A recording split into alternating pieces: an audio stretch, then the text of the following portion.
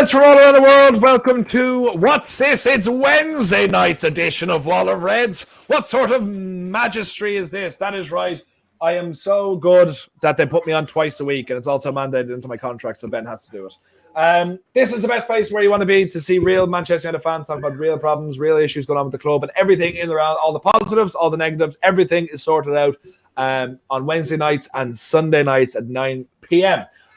With me today is the whole heap of Brady Bunch fans right now. We're Stuart at the middle, the wonderful Manchester United fans from All for United. We're all very excited, and we're going to be chatting all things Manchester United, including the goalkeeping issues and who is our best player in each position. And basically how it's going to happen is we're going to discuss who, if we have to start one person from goals to play every single game, every minute, every game, injuries subsiding, injuries don't exist in this conversation. Who would that person be? We'll debate that amongst all of us. We'll do the same with defense. One defender across the back line who has to start every second of every game, who we believe, not who we believe Solskjaer will do. Same with midfield, same with up front. And then we'll have a lot of fun with it as well. And no matter where you're watching from, we have a good amount of people. Please get in the comments. All of our wonderful contributors that are on the show right now will be in the chat for all night. So if you don't get your questions up, they'll be doing their best to answer them in the group chat, in the live chat as the night goes along. So please come over to YouTube, All for United. Join us here and get your thoughts in, get your questions in, and join us for the magistry of what is All for United. And also, once we get to 30 likes, I'll be asking a question, and the first 5 people to answer that question correctly will be put into a draw for All for United, not All for United, Football Town apparel. Okay, so these are the guys that we got in the chat already. We already have Stuart in there, the man in the middle. We got Francis Joseph Taggle, even though I think Francis Joseph is your name. I think, yeah. That's in there. Where Jeff comes from. Yeah, that's right. It's very confusing. Jamie, you're just a wonderful contributor, and thanks for being here. And we've got Connor in with a lovely evening all. Connor with 2 N's, which always confuse me. And everyone else will join as the night goes along. And James, thanks for this. Joe, speaking an Irish accent, if you absolute fuck entirely off. I want to thank Declan Rice again. By the way, thanks, Buddy Holly. I appreciate that. I want to thank Declan Rice again for beginning the move that won us the game last night by allowing Martial to tackle him to get the ball off him. And then we hit back with a beautiful McTom. So thank you, Declan Rice, for that, you absolute bastard. So we'll keep going. The first thing we're discussing today, and like I said, please get your comments in, please get your thoughts in. Like the video. Once we get the 30 likes, I'll be asking a question. The first 5 people answered correctly will be put into a draw for Football Town apparel. There we go. The first debate, it was in the thumbnail. It's what you've all come here to see. It is the Dean Henderson versus David De Gea. We are in a wonderful position for the first time in a long time I can really think of, where we have, I believe, 2 top-class goalkeepers. One, we can all admit, on the decline, one on the ascension, but we're at like a magic moment where we have to kind of decide where our future is going with in the goalkeeping position, because it's obviously, unless something terrible happens, unless Henderson does a huge decline, he is going to be our number 1. But is he our number 1 right now? That's what we're discussing at this moment. So please get your thoughts in the comments wherever you're watching and tell us what you think it is. Callum's in straight away with De Gea should still be a number 1, but he currently is, and we'll see what the group has to say about this. So we'll go to you first. Mark, is De Gea your number 1? Is it Henderson? And what way do you think it's going to play out?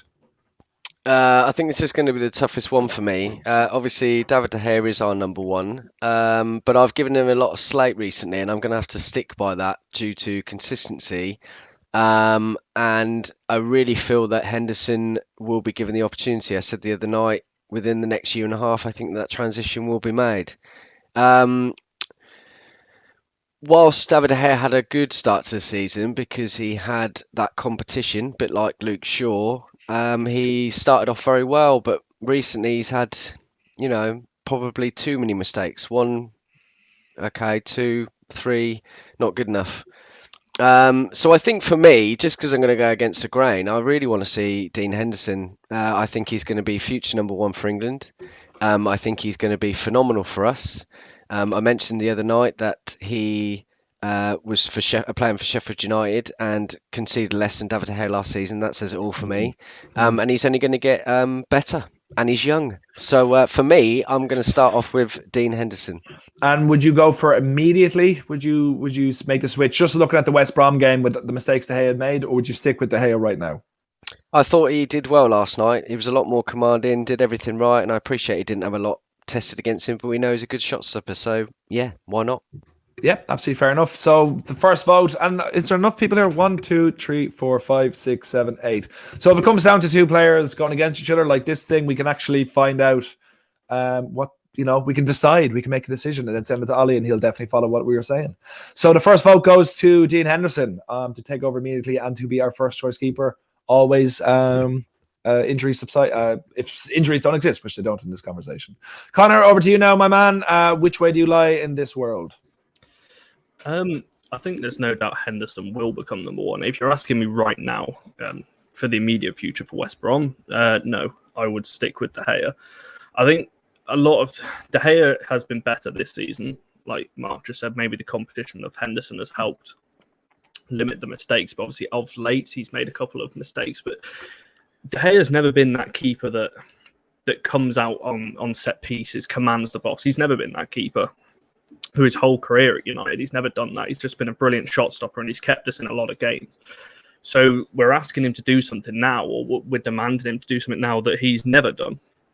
So I think it's a bit difficult when you've got Henderson, who is the opposite, and he does command his box. I don't think Henderson. I think the main question is Henderson a better keeper right now than DeGea? I personally don't think he is. I think he will be, and I think, like you said, the decision we made over the next 18 months or so. But if you're asking me right now, would Henderson come in? It's very different playing for Sheffield and playing for Manchester United, especially when fans come back and you get a full capacity at Old Trafford. It's completely different, the pressure there. So I think he has the potential to overtake De Gea, but right now I wouldn't make an immediate switch because I don't think De Gea has made that many mistakes this season. Henderson has also made mistakes this season. Let's not forget that. But okay, so you're sticking with De Gea for this, but when do you think the change will happen? I think for the rest of this season, you'll start to see Henderson like we've seen in the cup competitions, and same going into next year. I can see it being very similar with Henderson given a start in more league games. So probably in about 18 months' time, probably towards the back end of next season. Okay, that seems like a good shout. So it's one for De Gea, one for Henderson. Who's going to take the lead now? We're going to go to Jeff. Where do you lie in this? Is it De Gea or is it Big Hendo? Well, as Connor mentioned, it's very different playing Old Trafford with the crowd and everything, but I think this is the perfect time to get him there since there's no crowd in the short to immediate future. And it's time to give De Gea a break, really. I think he's been out of it mentally the past few games. And he's right. He hasn't been that kind of keeper that commands his box, goes out, gets those set pieces. But we've been found out, and that's why our teams have been attacking us that way, and they've been taking advantage. So I think this is the perfect time for Dino to get in some games, get in a run. We can start now with West Brom. So yeah. So you're going with Henderson? Yep, with Dino. Oh, fantastic. Okay. 2-1 to Hendo. This is getting good. This is getting good. Stuart, I'm trying to predict which way you're going to go because you're of the old guard. I don't think you're not really for change. You voted not to leave Brexit. I'm hoping. So not leave the European Union, I should say. So I'm hoping that's where you went anyway. So are you sticking with what we know, the tried and tested, or are you hoping for something a bit new? I think on Sunday I spoke about it wouldn't matter whether we had De Gea or Henderson between the sticks. And I actually do stand by that. We also touched on the fact that maybe the club has a tendency to hold on to certain players maybe longer than what they should do. Now, goalkeeping's a little bit different. It's a little bit specialist. But I'm actually coming down on taking De Gea out and putting Henderson in. And my reasoning for that is a box commander. De Gea, as Connor and Mark and I think Jeff have all said, is a great shot stopper. He really is a great shot stopper. But the modern game, you can't just be a shot stopper anymore. You've got to command your box. If you've noticed this season, due to the new rules, we started dicking about by passing it around at the back. De Gea's never been great with his feet either. I'm not saying Henderson is better with his feet than De Gea, but he's a youngster. I take Jeff's point about, and I take Connor's point, by the way, about crowd. But particularly Jeff's point, there is no crowd at the minute. It's the best time to blood him. I would play him against West Brom anyway. They don't score many goals. Not particularly frightening up front. So I would play him against West Brom, and I would give him a run of games, actually. I'd play him in the Europa League. And so I am coming down with Henderson, I'm afraid. I love De Gea. He's been a servant. And I think, let's be honest, you should never discount what he's done for the club. Absolutely. Absolutely.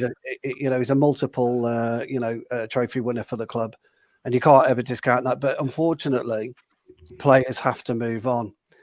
And I am old school. And Fergie was one of the most ruthless managers when it comes to identifying when a player's past his usefulness. And we've seen it time and time again with some real big players. And I think Ollie's going to have to adopt that, I'm afraid. So, Henderson for me. Oh, good shout. 3-1. And I think Mark has a couple of questions for you regarding this. I'm going to be on a lot of tennis to people, I think, after this. So thanks, guys. Right, let me just ask everyone a question. Oh, please tell me he just froze on the or shake your head. Where's he gone? Mark, I don't think you're meant to ask this question. I really Hello. You froze, you broke up, you did everything. At the moment you said, let me ask you this question, you just completely fell apart. And he's gone! We'll never know. Never meant to be. Hammer is in. Hammer, we see the way it's gone. It's 3-1 to Hendo. Big Dean Henderson, would you be on the same regard? It's just a little bit as well. It's just a little bit of reactionary, considering he kept the clean sheet under very little pressure. But when the pressure came on him against West Ham, he controlled it very well. And considering De Gea had a very poor game against Everton, do you think it's a little bit of revisionism that we're going this way? But also, is this something that's been on your mind for a while, the change? So let me know which way you're going. Are you with Big Dave or Big Dean? Well, I think I've said it on here already, and I've been commenting it a few times, not just on here, but in different shows, that I think the transition process is already on between there. In terms of the immediate, Dean played well, and De Gea, I forgot who said it, that De Gea might not be there mentally because he's had these mistakes.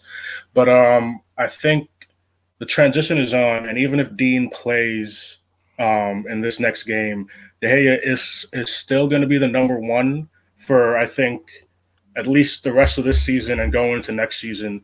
But in the next season, I think that's when the big transition is going to start being noticeable in terms of every week and every other week we might be seeing Dean more than De Gea. And if I'm going to make a somewhat bold prediction, I think if Dean continues on the path that he's on in terms of how he's playing, and when he gets more games, if he continues to play like that, they could be looking, and like people have been talking about because of his wage, to be getting rid of De Gea sooner than I think all of us think it's actually going to happen. So what way are you voting then? Well, for the game coming up, I could see Dean getting played, but I still think for now De Gea is still going to be seen as the number one, even though the transition is in. It just hasn't happened fully yet. Okay, but I need you to vote. I'm going to focus. You're De Gea. Oh, okay. So it's back to 3-2. To 3-2. Okay. Shit just got real. To sound cool. So Gary, I'm going to go to you. You can tie it up, or you can break it apart here. You can kind of give Henderson give him the win. But the way we have to look at it as well, and to consider if we're considering money and wage and stuff like that, that like if De Gea isn't playing, he has a huge contract sitting on the bench, and that has been an issue for us in the past, where his value is only going to go down when he's not being played and not shown to be an asset to the team. So that's all something to just take into consideration. But for yourself, is it Henderson or is it De Gea? It's going to be De Gea for this season. For this season only, I think, because I think if he doesn't play on Sunday, I think sends the wrong signals to the Premier League and social media, or have a meltdown, everything really. I think he's still number one in Solskjaer's eyes, and I think as Hammer said, I think the Henderson will probably be slowly brought in more next season. So I can only see De Gea all this season really. He's on a huge contract, as we've already said. But I just think it's going to send out the wrong signals if he doesn't get picked on Sunday. It'd just be a knee-jerk reaction, I think. But for you though, okay, so we'll say for West Brom, I imagine that it's the way it'll go, that it will be De Gea that starts against West Brom. Yeah. But for you, if you had to pick right now, De Gea. De Gea right now. Okay, that's fair. So we're back to Trial. And this is kind of mess. I'm gonna just put you back where you were before, Mark, so we can just have the same order. No, that's all completely messed everything up. Hold on. This is so annoying. Hold on. Is someone else after going? I feel like we're another person down. Is Kai gone? No, Kai's there. Hold on. This is so annoying. Anyway, it's fine. Kai, we're gonna come to you. I don't know. Oh, Stuart wants to go. Okay, fine. Stuart, you're back in the middle. There we go. Kai, I'm gonna come to you now with this same question. You've had a little bit of time to ponder over it and all, and you tend to be very elegant with your answers, so I'm looking forward to hearing this. Oh goodness. We'll say goodness. God. First of all, no pressure. No pressure whatsoever. First of all, this weekend, will it be De Gea? Will it be Henderson? And then if you had to choose one to start every game, injury, doesn't matter. Who would you go with? Well, I think on the weekend, it'll probably be De Gea. For I think the good reasons, the PR reasons, the fact that it shouldn't look like a knee-jerk decision, blah blah, the whole thing. So yeah, I do think De Gea will start. Essentially. And also, I mean, I think De Gea has become a liability for the defenders, because there's even times when the ball, like I think it was True that was talking about the modern goalkeeper type of thing. And there's a lot of times where the ball comes over the top. It's way too easy for the other teams to put the ball over the top. He never comes out, ever, to come and clear danger. His starting position is so, I don't know, afraid. He's always really, really far back. And maybe it's just because that's the type of goalkeeper he is, but he hasn't really adapted to what we need, especially if you know that your defense is not aggressive. None of them are aggressive, Lindelof or Maguire. At corners, they even let De Gea get pushed around at corners. What are they looking at? They're all standing in their zones, but De Gea's got like 6 people covering him half the time. So I think it's a mix of lack of aggression completely from everyone, and I'm not so sure if Henderson has that same aggression. I know Soska spoke last time about him getting used to the way that we play, the playing out from the back. I noticed yesterday he hoofed a few balls over the top, which he could have just easily passed, but sometimes we advise the keepers to just hoof the ball, so that's okay. So yeah, I do think it's a little bit of a conundrum, because you have one keeper who's not truly world class, and we're now getting to the stage where we need world class, and then we have one keeper who's on the downside. And as we know, keepers really find it hard to pick up second wind in their career. It hardly ever happens. Once a keeper starts declining, then they decline forever. It's few examples, and those are the really standout ones, like Van der Sar, Neuer right now. But keepers hardly ever. Once they go down, Gigi Buffon was the same. Once he started going down, bye. Casillas. Once he started going down, bye. Joe Hart, goodbye. Shay Given, good. All right, okay, leave Shay Given out of this, okay? I'm glad you froze on Shay Given. So once the mistakes starts coming, then yeah, I mean, he was a great keeper. Also, guys like Jens Lehmann as well. One mistake, dip, gone. Almunia, same thing happened. So, Szczesny has done well. He's made a career for himself. So I don't see it for De Gea. I think this is what we're seeing now. Oh wow! Regular mistakes here and there, brilliance here and there, but this is not. Yeah, it's a conundrum. I just think maybe we need to play Henderson and just see if he can actually become what we think he is. Oh, okay. So it's 4-3 to Henderson. Okay, this has not really gone the way I thought it was going to go. I thought it would be more of a De Gea love-in, but that's a very interesting shout. I love him though. But no, you hate him. We heard you. It's all recorded. Wow. Okay. And who's Shay Given, Jamie? Jamie, please leave this planet and never return. Okay. Shay Given is the greatest goalkeeper. Wow. Oh, did someone else just leave? Who left that? Gary, I told him to leave. No, okay, you can go too. If that's in protest, that's fine.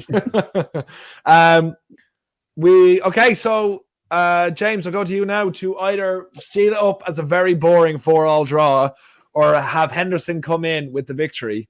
Who are you going to go with? Just purely to cause chaos, I'll go with David De Gea. So I'll leave the final vote to you, Joe. You son of a bitch! I'll try and justify it. Just give me a sec.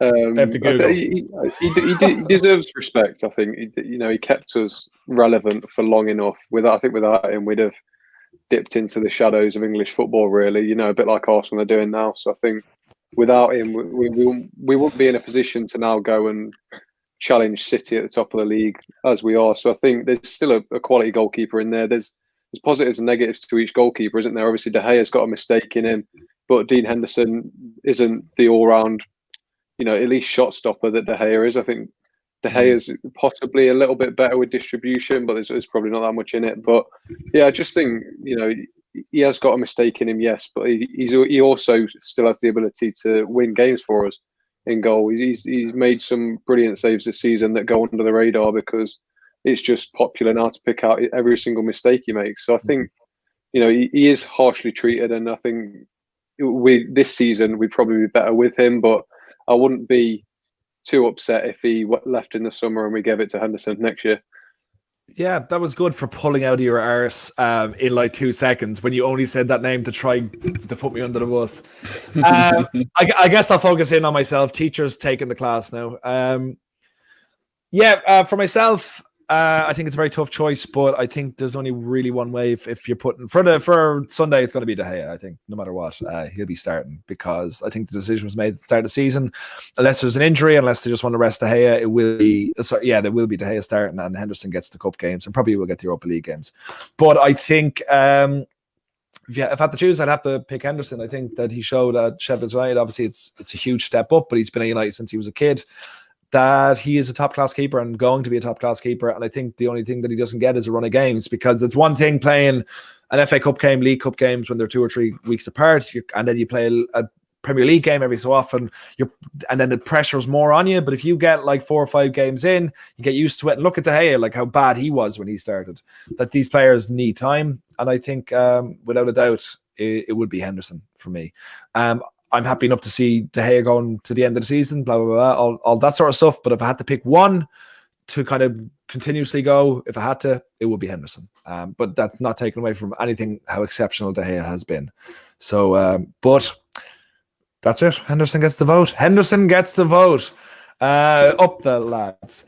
So we'll keep this going. And wherever you're watching, thanks so much, guys. Come over to Off United on YouTube.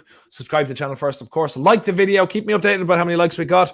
Once we get to 30 likes on what? Opinions on Irish Ferry. I've no idea what is going on, but thanks for being in the chat, James. I have no idea what that's reference to, but I'm going to presume it's having a go at me. But yeah, wherever you're going, come over to YouTube, get into the live chat. All the guys here are in the chat, or most of them are in the chat, and they'll be discussing everything that's going on. And you can interact with them and interact with myself and stuff like that as well. But also, once we get to 30 likes on this video, I'll be asking a question. The first 5 people to answer it correctly will. Oh, it's John Gray's back. Oh, for fuck's sake! Yeah. Yeah. Can I ask you a quick question? Go for it. What happens if something random happens and someone like Oblak is available? What do you do? I'd buy Oblak 100%. Like Oblak is the best keeper in the world, so you basically just throw everything away. Just well, I'm not throwing it away. I'm placing it to the side. But that's basically what I mean by what we need now is that keeper that takes us to a new level, whereby we can literally dominate a game for 1,000,000 minutes, and then he'll make a world-class save when you need him, just generally consistently. And can you trust Dino to do that? I don't think you can trust De Gea. Like you saw, De Gea needs to be under attack the whole time to show us how good he is. He needs to like be the main man in the game. We don't need that. We need someone who can just do nothing for 70 minutes and have to make a save. Like Courtois was amazing with Chelsea when they won the league. He would have nothing to do all game because their defense was so solid. He'd be called out to make a one world-class save a game, and he did it. Do you know, he's shit now, but I mean, you need that more so than anything else. And agree with Temi. Yes, Temi, yes. Hit like and subscribe. But we're going to keep going. We cover goalkeeper. Dino won that position out. But now we move on to right in front of the goalkeeper to defense.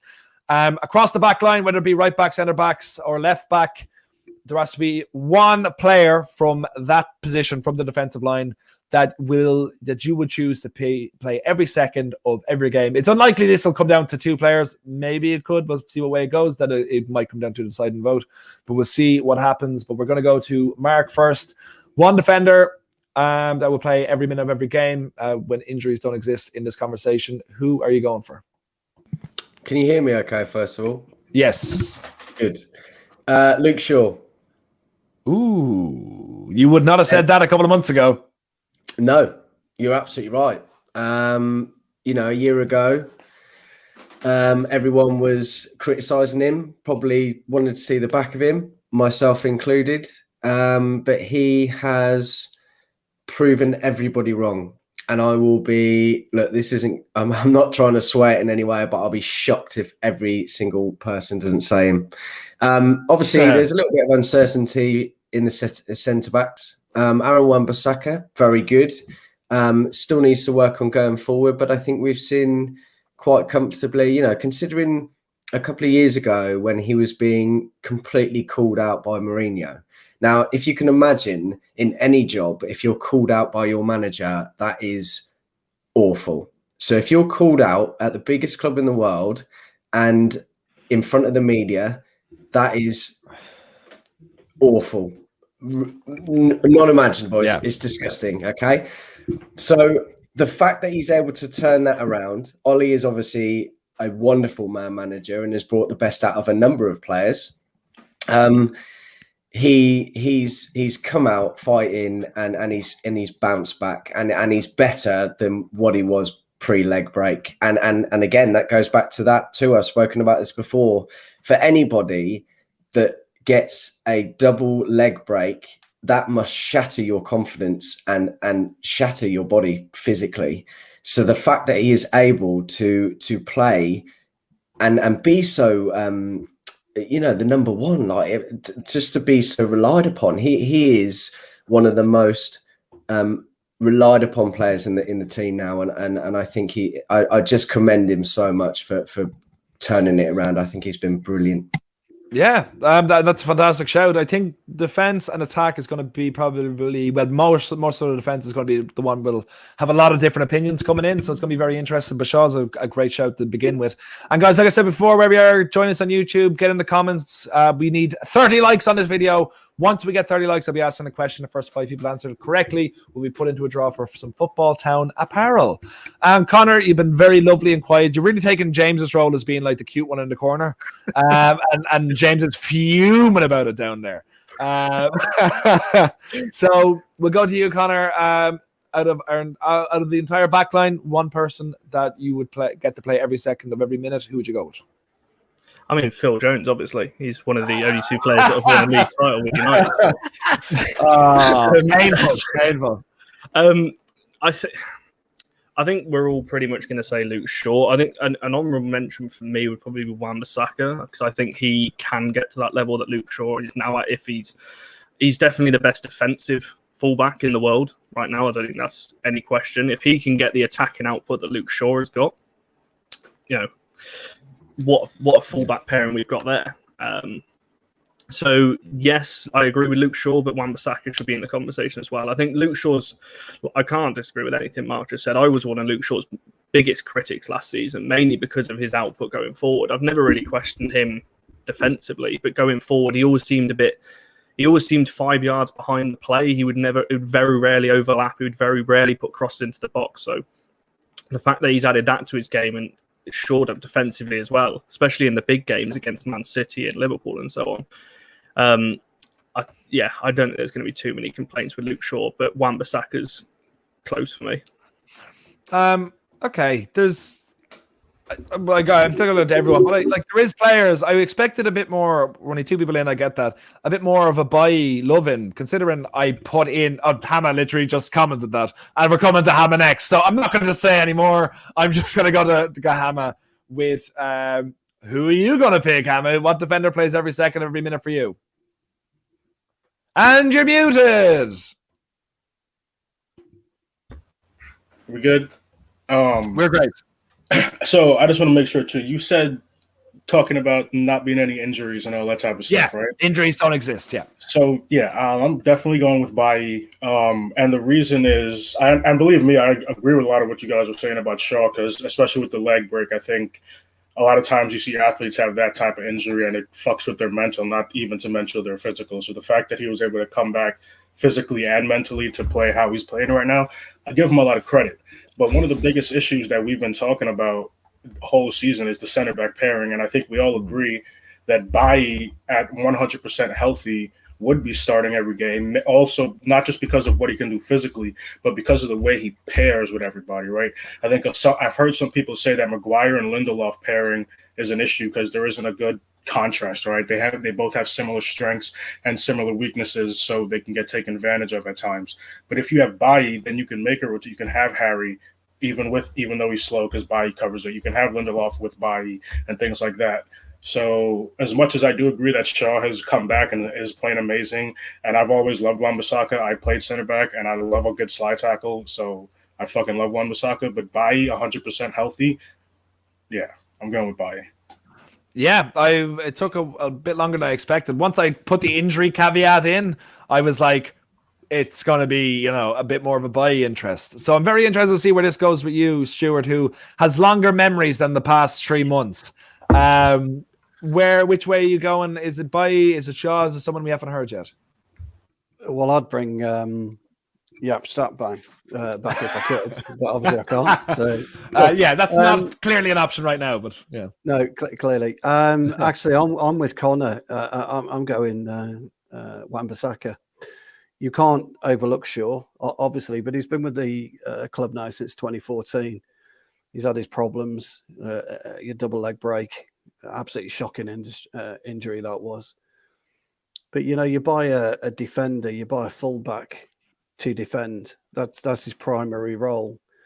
And people can talk about the modern game and his attacking prowess or lack of it, but ultimately you buy a right back to defend, to stick the winger out on the byline and put him in rose head with the ball. That's what you do with a fullback. That's a fullback.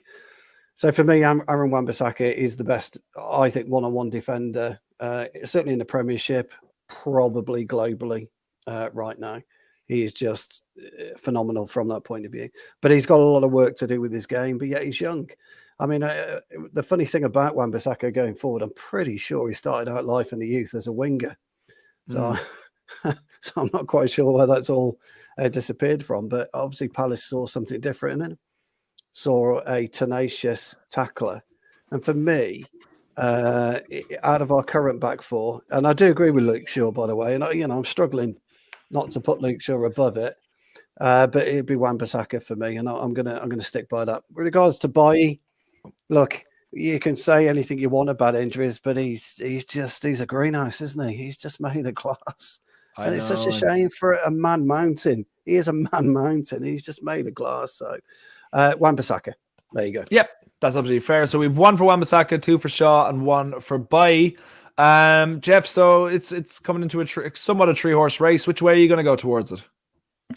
Well, the fullbacks are an obvious answer because they're literally almost starting every game. So I'm going to go with my man too, Eric Bailly, with that injury caveat.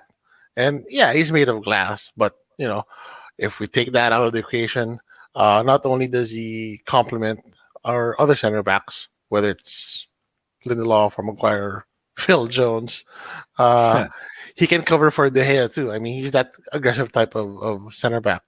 So without those injuries, maybe we'd be top of the league now. So yeah, I'm going with Eric Bailly.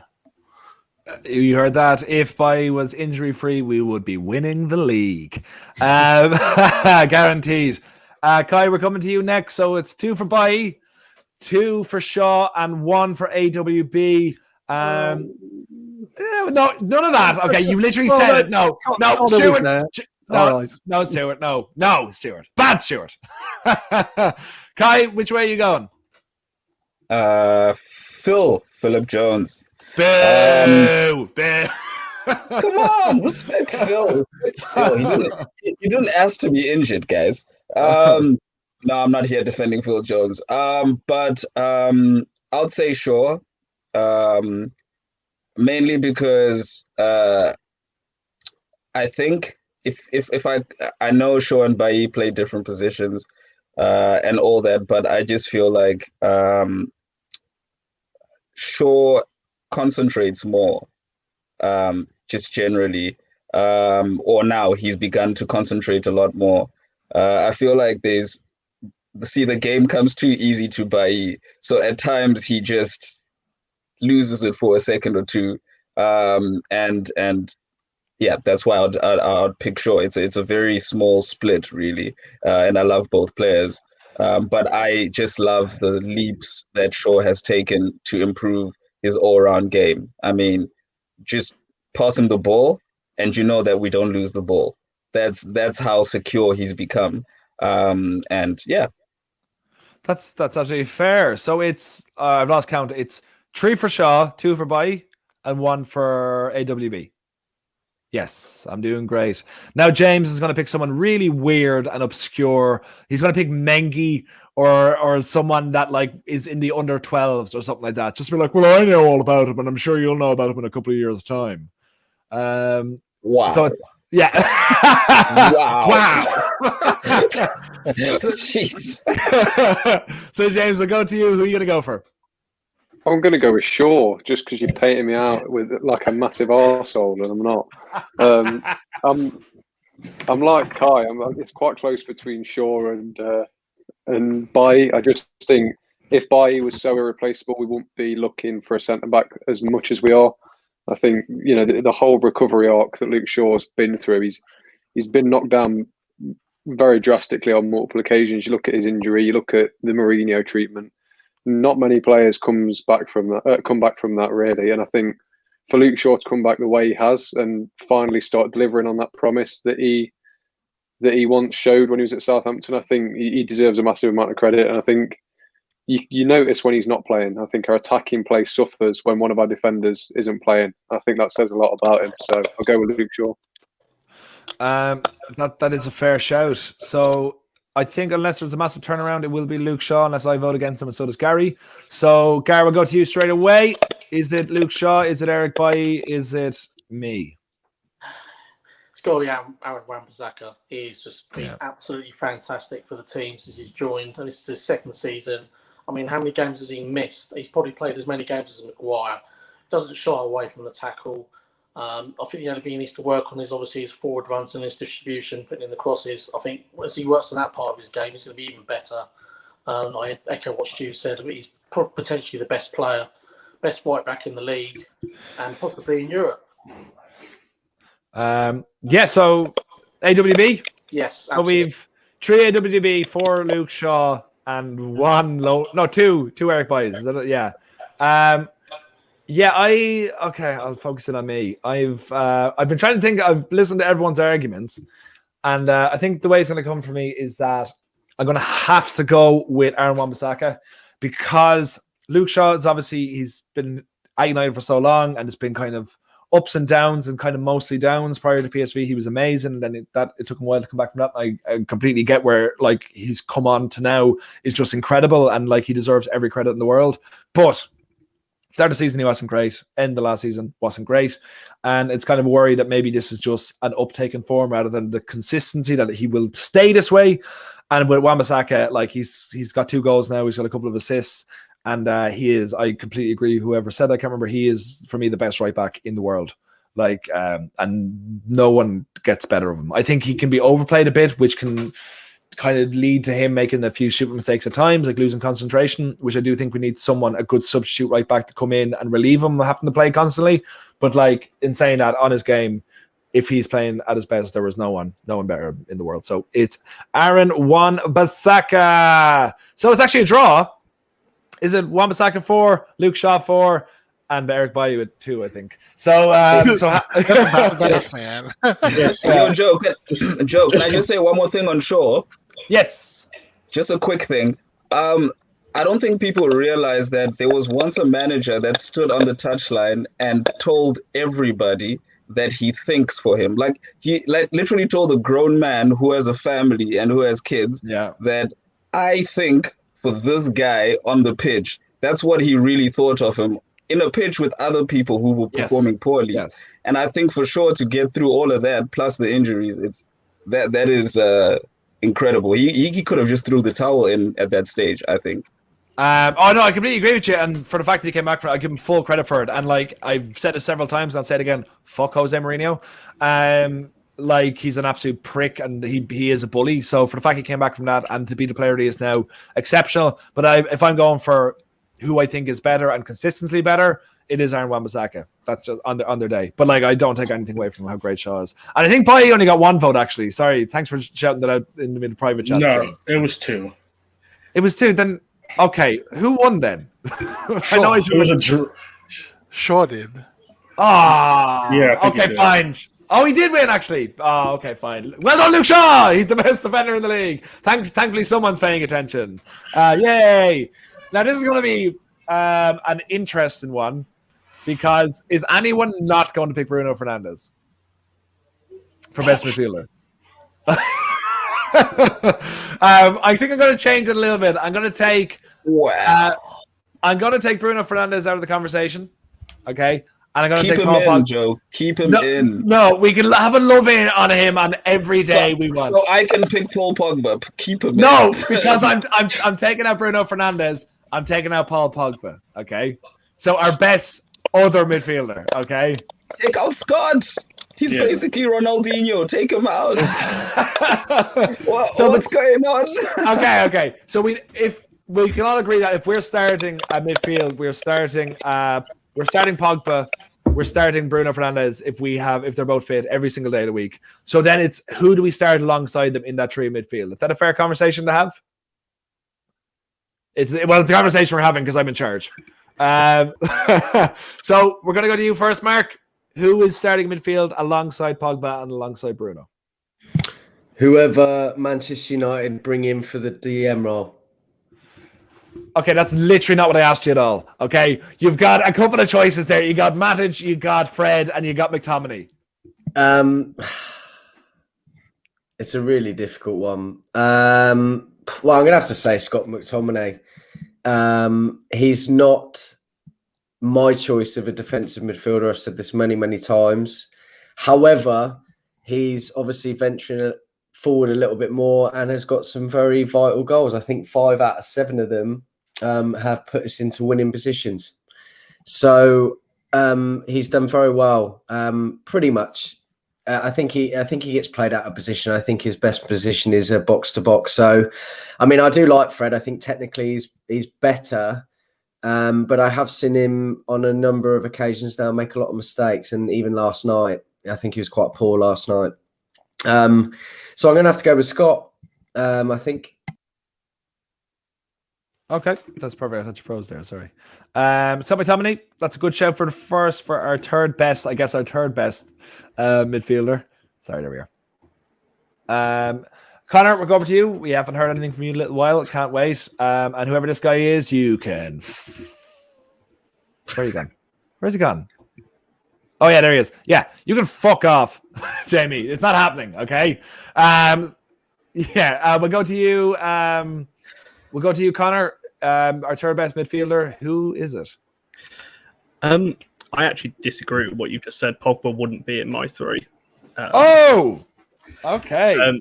As a little bit of an outsider, purely because the reason I don't want to make this into a Pogba slander, but I just think he's a brilliant footballer. There's no doubt in that, and he's got the ability on his day. And we all know what he can do, go in the attacking third, his shooting and his passing and so on. But Pogba for me slows the play down far too much. I think what we've seen with McTominay in recent weeks is the box-to-box player we want Pogba to be, and I don't think Pogba has the, I'm not going to say attitude because people jump on my back saying I'm just going in on him. I don't think he wants to do that. When Pogba's played alongside, whether it's McTominay, whether it's Matic or Fred, whoever it is, he sits so deep. Now, whether he's been told to, I don't know. So my midfielder at the moment would be McTominay, just because I think he speeds our play up a little bit more. Yes, we can all criticise. Yes, he plays sideways passes and he plays it safe, but does not hold midfield at times. I think McTominay speeds our play up, and what we've seen recently is him getting onto the end of our attacks and getting into the box a lot more. He's brilliant at breaking up the play, driving forward. Similar to what we saw, I've seen a lot of comparisons, and he's not there yet, but what Yaya Toure used to do for Man City, picking the ball up from deep and driving forward with it and playing it into Fernandes, which is obviously what we want the midfielders to do because we know he's the player that can create things. So, yeah, McTominay wouldn't be in my... Pogba, wouldn't be in my three. It would be Fernandes, McTominay, and Fred, with McTominay the best if you're not counting Fernandes. Okay, that's not what I expected at all. Thanks for that's a bit too spicy for me if you ask me that. Okay, so that's 2 votes for McTominay anyway. We can agree on that. So we'll go to you, Hama. Which way are you going this tree, and are you going to screw things up as well by just playing by saying you don't like Pogba, or no? It would definitely be Bruno and Paul for me to be the first two, and then in terms of the third, I'm going to go with Scott again, and my reasoning is actually off of, was it the Everton game? I knew was it Scott and Paul? Yeah, and then Paul got hurt. Yeah, okay. I think Scott's getting better at being disciplined in that role. He really showed good discipline. I said when that lineup came out, I think I commented on one of these that I was going to be watching him. And I mean, obviously watching him and Paul, but we knew Paul was going to want to go up more, and I was going to see what Scott was going to do. And when he had to, he stayed back. He stayed disciplined. He was covering for Wan-Bissaka when Wan-Bissaka went up and things like that. So, yeah, I'd go Scott in that 3 because I think in the Everton game, even though obviously it came out and how none of us wanted it to come out, he showed that he could be disciplined enough to play that role. Okay, very, very interesting. It looks like this could end up being a clean sweep unless someone tried to fuck it up. I'm looking at you, Gary. We're going to go to you, Stuart. Which way are you feeling that other person in midfield? The other woman. And you're muted. Right. If it was a choice, I wouldn't have any of them in terms of Fred, McTominay or Matic. Okay. I would, but you've got to play one. So actually, what I would do is I would play Fred, Pogba, and my man Donny. Now we know everybody's going to rage on me in the comments probably about Donny and his lack of quality last night.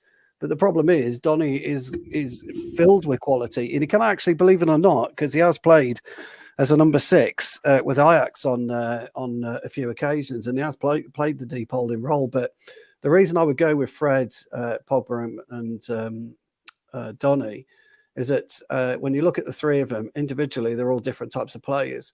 So Pogba is quite skillful; he'll push us forward. Fred is just tenacious. I know he's a bit soft in giving away free kicks, etc. And Donny's got the calmness.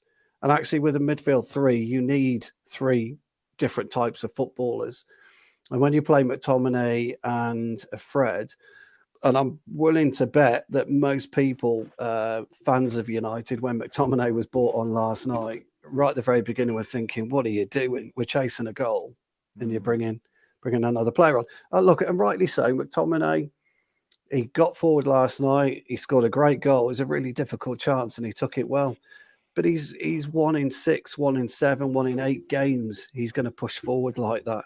And whether he's told he can't do that, and whether he's told, to stay back, I don't know. But for me, it's Donny all the way. And we haven't seen the best of Donny van der Beek because he hasn't had the chances. And as a professional footballer, or any footballer will tell you, if you're not getting chances, you over-try in a match. You always over-try, so you get the ball and you're rushing with it. And last night in particular, Donny made 3 or 4 runs into the box. Fred could have picked him out. He was in acres of space. He chose to go somewhere else. I don't know the reason why. So I'm with Donny, Pogba, Donny, and Fred. if I've got to go with Fred. Yeah. You're right. The private chat here is going wild on Stuart. Yeah, I told you they would. Yeah, Mark's in tears. He's inconsolable here. They are. Yeah. I know. But Jeff, we're going to come to you now. Are you going to stick with the tried and tested McTominay, or are you going to go wild and pick Donny van de Beek? Well, it actually depends who starts at center back. But I'm gonna go somewhere out there. I'm gonna start with Matic, actually, just because he cleans up well. I mean, he's not speedy, but he cleans up well. When Harry comes up, he can go down that center back position, and he actually passes the ball to the midfield. I mean, Scott's nice going up and down the box, right? And he does gets those runs in, but with Matic, he can recover the ball and actually make that pass to Bruno or to Donny for that matter. So if there was a hot take right here, I would replace Pogba with Donny, just because, as I think as Connor said it, Pogba likes to sit deep. He's that kind, but he needs a cover. He need like a Kante, right? So if it were up to me, Pogba would be interchangeable with Donny, depending on the game plan. Then Bruno would be up top, of course, and then Matic would be our holding midfielder. Just because we don't have Declan Rice, so. You just have to throw that in, didn't you? You just have to rub Rice into the wounds.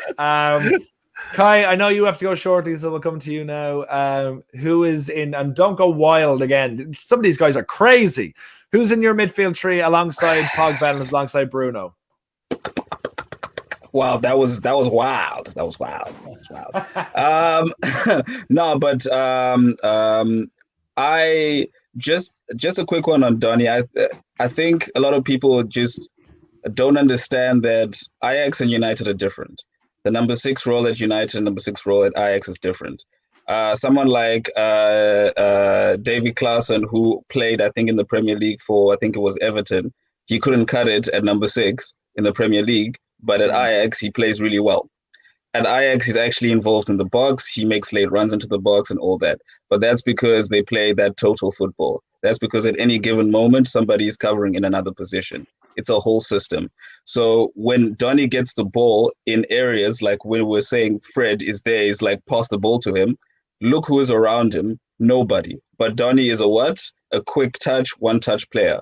He's not quick in terms of getting away from players, right? He needs to play with players around him.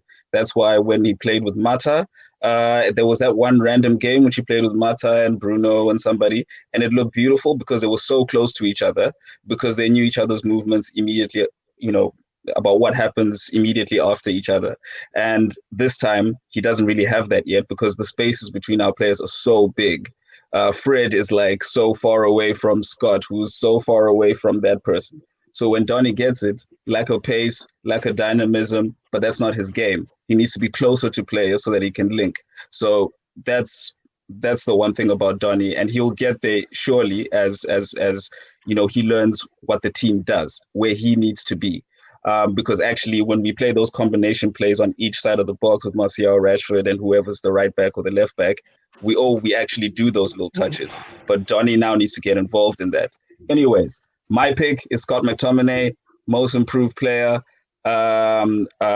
He is improved in so many areas, and you can actually see it. It's very visible how he receives the ball, where he passes the ball, his confidence and arrogance to actually dribble directly in midfield.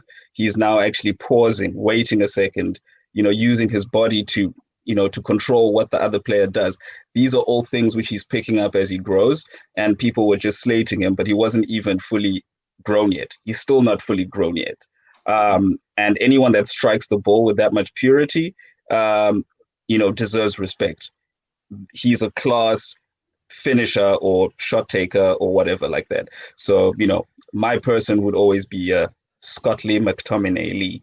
That's the most interesting way I've heard that. Yeah.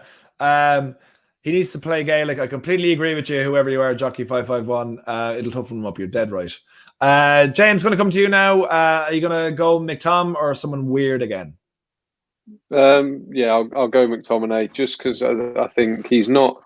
He's good. Don't get me wrong. He's not the quality we need if we want to be battling for leagues and Champions Leagues. But I think he's the best of a pretty mediocre bunch. Besides, your Brunos and your Pogbas and possibly even Van der Beek. I just don't see how he fits in with Pogba and Bruno. So I'll go McTominay because I think he's defensively pretty sound. He's proving more and more that he's a threat going forward as well. And I think he's only 24, so there's still time for him to grow as well. He's not even at his peak yet. So, or barring a horror injury or something else outside of football, I can only see him getting better. So I'll go with McTominay. Also, just the fact that we've labelled him McSauce means we have to keep playing him and he has to play well because otherwise that's really bad shame on us. Absolutely fair. I don't know why I focused on you, Mark. Gary, for yourself, are you seeing out with McTominay or someone weird? Well, I think we should all be resigned to losing Pogba at the end of the season anyway. So can I take him out of the equation and just put Van der Beek in there? Put Van der Beek in there with McTominay and Bruno. I think we haven't seen the finished article of Van der Beek yet. He's not getting enough game time. We can all see that. The more games he gets, the better he's going to get. He's got intelligence. I think the guy you mentioned about when he played with Mata, they're both intelligent players. If it was a midfield diamond, he might have played in. I'm not too sure. I can't remember.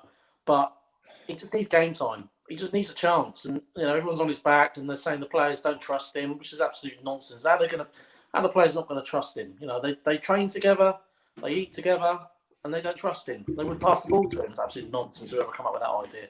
So for me, take Pogba out of the equation and put Van der Beek in with Bruno and McTominay. Fair. So a lot of stuff happening there. Also, apparently, James is a royalist. Knew it the whole time. Yeah, I think a lot of interesting conversation topics coming in there about. Sorry, I'm going to mute you there. About that position, and I would have to agree. If we're going with the Pogba and Bruno combination with someone else coming in, it's always going with McTominay. Fred has just been frustrating me a lot lately. I think he's fantastic, but whenever he's at the edge of the box, I'm just wish it was anyone else because he can't shoot, he can't finish, he can barely pass. He's great, fantastic for breaking up plays and for making timely tackles to give away free kicks when they're in dangerous positions. But he can't be trusted, and he's not the best in that position. And apparently, the Spurs Everton game is wild. It's like 4-3 to Everton, I think. So it's just great. Hopefully, Spurs get knocked out because again, fuck Mourinho. It's 4 each now, is it? What the hell? What are we doing this for? I mean, keep watching. And wherever you're watching, guys, we have a nice amount of people. Please get your comments in everyone in this group chat. Most of them are in the comments as well. Want to get the 30 likes? If you get the 30 likes, I'll be asking a question. The first 5 people answer correctly will be put into a draw for Football Town Apparel. But we get to the last part of this conversation, the last part of this debate. It is on the striker, the forward section, I guess is what you call it, between Greenwood, Rashford, Martial, Cavani. Well, not Gallo anymore. Is there anyone else I'm forgetting? That's pretty much it, isn't it? Our 4. Is there anyone that someone's going to shout? James, I guess, Dan James. You have to pick one player from that starting, from those choices to play every second of every game if injury permits. Who would you go for? Mark, first as per usual. And thank you, Brendan. That's the nicest thing anyone has ever said to me. Mark, who are you going for? Well, it's either Cavani or Rashford. I'm going to do a bit of a process elimination. Obviously, Mason just burst on the scene, hasn't really had a fantastic year, so I'm going to rule him out. Martial, not having a great time at the moment. Good link-up play, but ultimately he's there to score goals and not doing that. Rashford will sometimes have a bad game, still get an assist or a goal. And, the things he's doing off the field as well, that can't be ignored. Cavani has shown me exactly what we're missing in the number 9. And it's really refreshing to see. And I really hope, within the next year, probably this summer, we get another centre forward in that's able to take that role when he leaves. But I mean, I'm going to go with Rashford because he was phenomenal last season. I love his style of play. I love the fact that he runs at people and at players and wants to take them on. He's still got 16 goals this season. He's probably nursing an injury for, half of that time at least, probably still is. And I think that on his day, without an injury, he's one of the most exciting players we've got. It's very difficult for me not to pick Cavani because he's been wonderful. But I'm going to go with Rashford just because he's homegrown and he'll be here for many more years to come. And he will get world class as soon as his decision making is sorted. And Ollie's the best man for that. He will come good. Oh, I didn't expect that you to go to him straight away, if I'm being honest. And sorry, someone has asked a question here, which I definitely know the answer to. Yeah, John, me. I've been there once or twice, so if that helps, and whatever is going on in this group chat, because it seems to just get wilder by the second. We'll keep going. So the first vote goes to Rashford. I kind of figured this would kind of go this way: Rashford, Cavani, and then the hipster vote for Greenwood. But Connor, we'll go to you, who's definitely going to vote for Greenwood now. I was actually going Greenwood was going to be my vote. I think they're all good mentions. Like Mark just said there, Rashford on his day is fantastic. Cavani is exactly what we've been missing at number 9 and is definitely the best striker we've got at the club at the moment. The reason I would go for Greenwood is because I think Greenwood has better football intelligence than Rashford and Martial do, and he's also a better finisher than Rashford and Martial. Once you think Mason Greenwood's only 19, he's still got 7-8 years until he hits his prime, realistically. So you think what he can do in the future. I think he's definitely the best, will be the best out of those three, Rashford, Martial, Greenwood. So the reason I'd go for him is because I think once he gets more game time, obviously we saw it at the back end of last season, those front three, Rashford, Martial, Greenwood, but Greenwood in particular really stepped up to another level. Obviously, he's had a difficult year this year. If he can find that form again, I mean, you saw it. I know you can't really compare the Premier League to the under-18s, but he was absolutely... I've never seen a player tear up the under-18s like he was. So the fact that if he can take it to that level again, and he definitely can, it's a toss-up between Cavani and Greenwood, but I'm going to go Greenwood just because if you're looking longer term, he's definitely going to be an integral part of, if he stays, obviously, which we hope he does, he'll be an integral part to whatever trophies we win in the future. That's fair. That's fair. Jacob, and thanks for fitting in the type as well, Connor, by picking him. Diallo, of course, is breaking through, but 20 to 40 million, he has to be a shout. Not yet. I understand where you're coming from, Jacob, but it's just a bit too soon since he hasn't even played a minute yet. James, you've been bumped up, I guess, through Kai leaving has changed everything around. Who are you going with for the one forward that you can pick? I'll go Cavani just because I think it's a toss-up between him and Rashford. I think Rashford, if you want output and that's it in terms of like goals and assists, you probably go for Rashford because he tends to be in the right place at the right time more times than not. But I think Cavani's the only one of the forwards where when he's on the pitch, the whole team plays better. I don't think with Rashford, Martial or Greenwood have that sort of impact on a team. I think his work rate, his link-up play, everything about him, it is just what we've been missing for a long time now. We didn't even get it with Lukaku. I think, he might not score the number of goals that we possibly want, but that's what we've got Bruno and Rashford for. If they're getting goals and Cavani can lift the team as a whole, then, you're laughing, aren't you? So that's the only thing that really sways it in Cavani's favour. I just don't think Rashford impacts the whole team in the sense that Cavani does, especially with Cavani's leadership that you can see on the pitch. He doesn't even speak English, and he's one of the senior figures in that dressing room. So, yeah, I'll go with Cavani just because it's detrimental to the squad when he's not on the pitch. That's very interesting. And I'm not sure what language anyone speaks. I don't know if Rashford speaks a bit of Spanish as well. I'm just throwing this out here because once you said he doesn't speak English, because I have seen Cavani on several occasions tell him what he's doing wrong and tell him how to play better. And I'm like, is he speaking English or is he speaking Spanish and Rashford can understand him? Because I know he was speaking, himself and Neymar were speaking. I'm like, what language do people speak? Does anyone know if Rashford speaks another language? I don't know. I'm just putting it out there because James put it in my head. Thanks for that. Anyone agree with me with the shout for Greenwood? Yes, Connor, you agree with yourself, and that's it. But thanks for going into the chat. Hama, we'll go to you. We got one for Greenwood, and we got one for Cavani, one for Rashford. Where are you going? Well, I will say, just off of what Connor said, I was waiting to see how he was going to explain the Greenwood thing, and I kind of like it.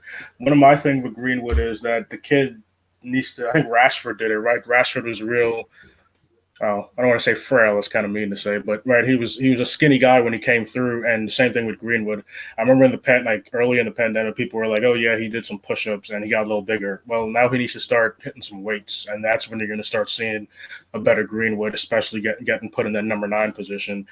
But with that being said, I'm going to go with Cavani because I think James said it really well. The way that he works and the things that he brings to the team ends up lifting the team, and then also just the style that he plays and the runs that he can make in the box give something that Rashford and Martial and Greenwood don't give. So I think Cavani is definitely the guy I would choose up front.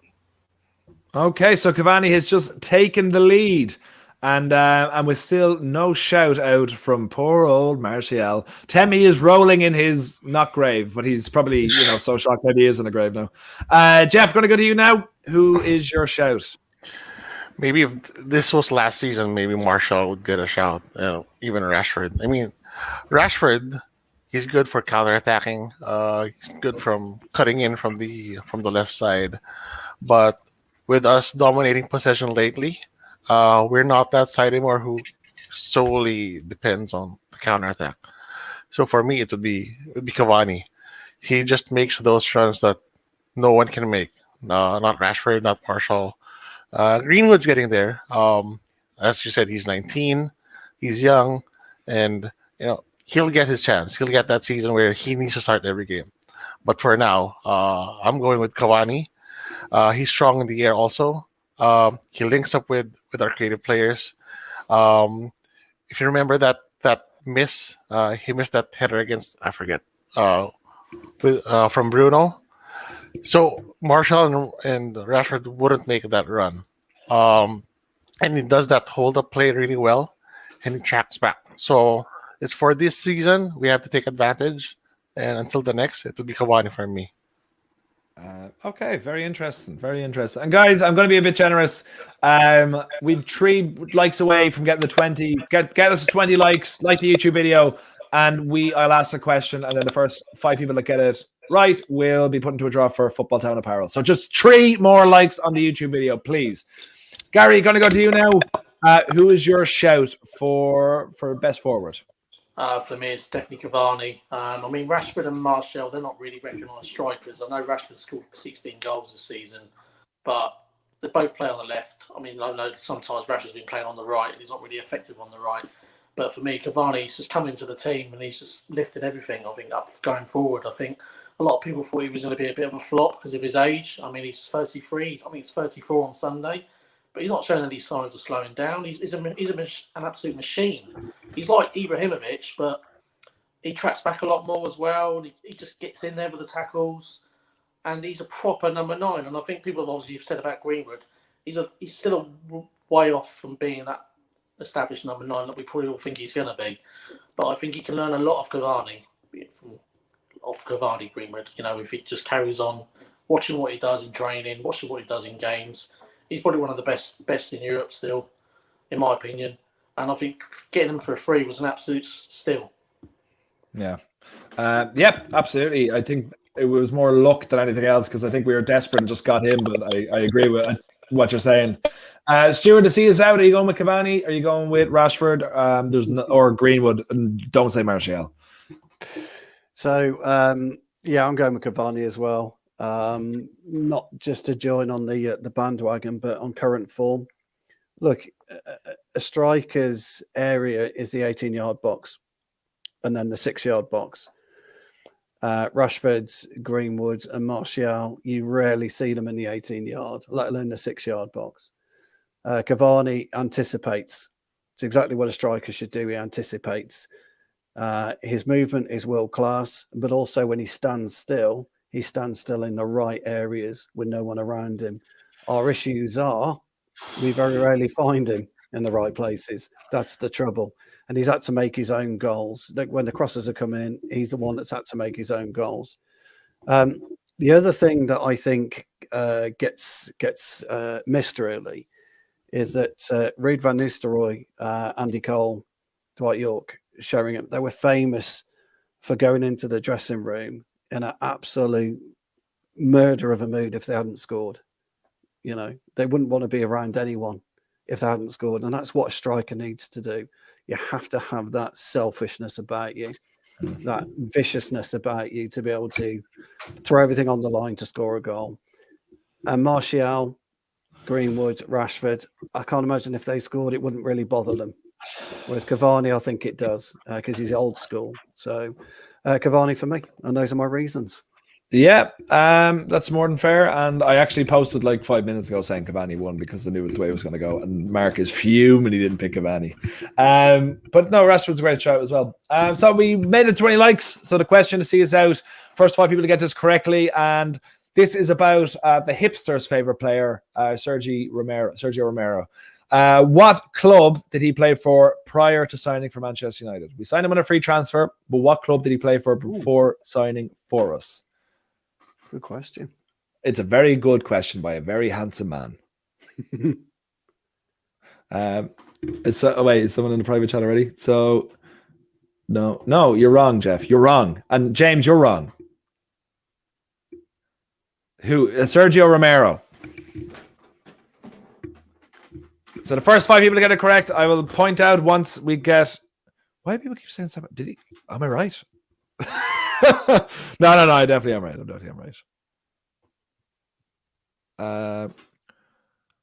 Okay, I don't like this amount of dead air. Will people just get it correctly? I'm just going to say it's a Dutch team.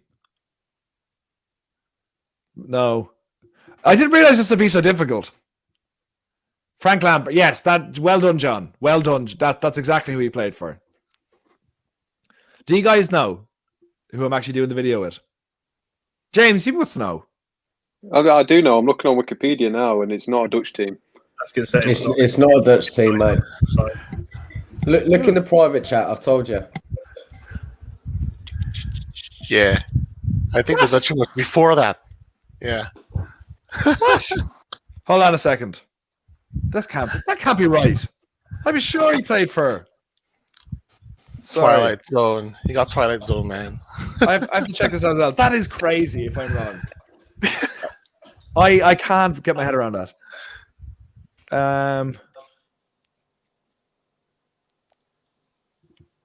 What? Really? Okay, yeah. It was it's Sampdoria. Yeah, it's Sampdoria. Let me just see who's I'll go through that again. Yeah, the answer is Sampdoria. So I think 5 people got it. Well done, guys. Well done. Thank you, James, as well. And Monaco and loan, but we'll go with Sampdoria. Yeah, that's been our show for this evening.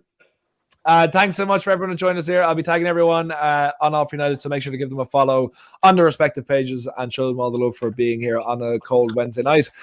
Make sure to tune back in tomorrow where it's Women's Weekly is on from 7 o'clock.